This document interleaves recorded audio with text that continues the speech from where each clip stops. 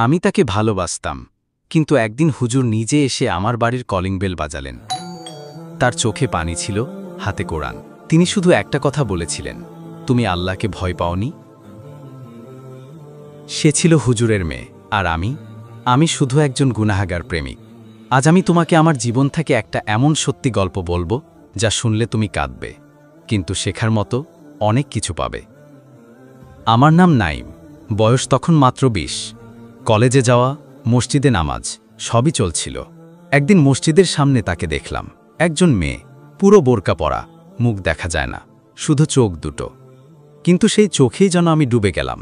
জানতাম সে হুজুরের মেয়ে। ভেবেছিলাম আমি গুনাহ করব না, শুধু ভালোবাসব। কিন্তু শয়তান কখনো শুধুতে সন্তুষ্ট না। আমি তার নাম জানলাম। ইনবক্সে আস্তে আস্তে কথাবার্তা শুরু। প্রথমে ইসলাম নিয়ে কথা, তারপর ব্যক্তিগত। যেমন তুমি কি খাও, কেমন গান শোনো, রাতে ঘুম হয়তো। আমরা এখন বুঝতে পারিনি কখন হারামের সীমা অতিক্রম করলাম। একদিন আমি বললাম, চলো দেখা করি, শুধু একবার, কিছু করব না, শুধু সামনে দাঁড়িয়ে থাকব। সে রাজি হলো। আমি খুশি, মনে হচ্ছিল আমি পৃথিবীর সবচেয়ে ভালোবাসা পাওয়া মানুষ।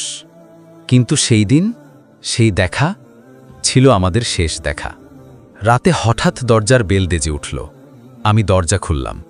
হুজুর দাঁড়িয়ে, তার কাঁধে চাদর, হাতে কোরআন, মুখে ভয়াবহ নীরবতা।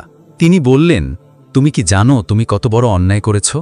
একজন মেয়ের বিশ্বাস ভেঙেছ, একজন বাবার সম্মান ভেঙেছ, আর সবচেয়ে বড় কথা, তুমি আল্লাহর আইন ভেঙেছ।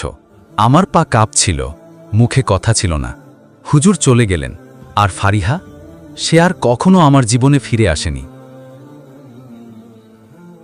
এই ঘটনার পর আমার জীবন বদলে যায়।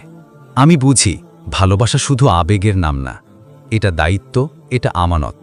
আর হারামের পথে ভালোবাসা একটা সময় শুধু কান্না আর অনুশোচনার নাম হয়ে দাঁড়ায়। কারো সম্মান নিয়ে খেলবেন না।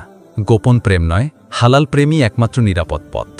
কাউকে ভালোবাসলে সাহস করে তার অভিভাবকের কাছে যান।